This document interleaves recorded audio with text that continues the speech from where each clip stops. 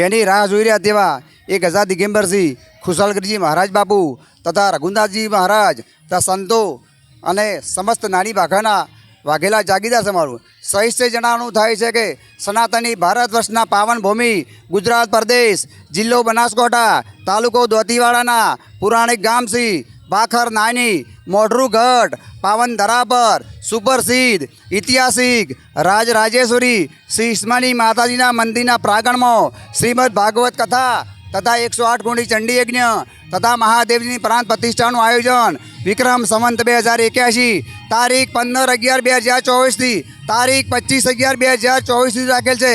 આ પાવન અવસર પર આપ સર્વ યજ્ઞના દર્શન તથા શ્રીમદ ભાગવત કથાનું શ્રવણ કરવા પધારશો। આ પાવનની પવિત્ર આયોજનમાં સહભાગી થવા મારું ભાવભર્યું આમંત્રણ છે। સંવંત 1496 ચોપરાજીના પુત્ર ભોજરાજી તથા ભાઈ વજયરાજજી ભોજરાજીના કુંવર કેળસીજી અમદાવાદથી આવ્યા। જંગલની ડુંગરમાં રાતવાસો કર્યો। તેઓ માતા ઈસ્માની સપનામાં આવીને કહ્યું અહીં ગઢ બનાવો નગર વસાવો। ત્યારે કેળસીજી કહ્યું માતા ગઢ બનાવવા માટે ઘણું ધન જોઈએ।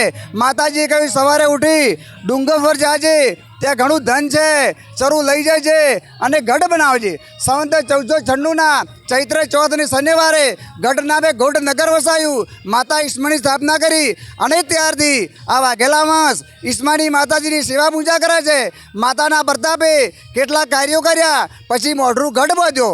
અમદાવાદના બાદશાહે 2 વખત મોઢરુગઢ પર ચડાઈ કરી પરંતુ ઈસ્માની માતાજીના પ્રતાપે આશીષથી બંને વખત બાદશાહથી જીતી ન શક્યો। આખરે તેણે સંધિ કરી। ત્રીજી ફેરમાં હળપાસિંહજી વાઘેલા વખતમાં જ્યારે ઈસ્માની માતાની સ્થાપના કરી મંદિર કર્યું તે મૂર્તિ પધરાવી જોડમો તથા ભૈરવ ગણપતિની સ્થાપના કરી ઉત્તર દિશાને કૂવો કરાયો।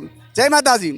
सोने की चंडी है रुपए की मसाला है जरियन की साड़ी है बधारी है माता केड़े कंदोरा पगे सांकड़ा वींटी वीठियो हाथ में तलवार ढाल नाडी बाखर मोढरुगढ़ वाली माता ईस्मानी तने घणे गम्मा।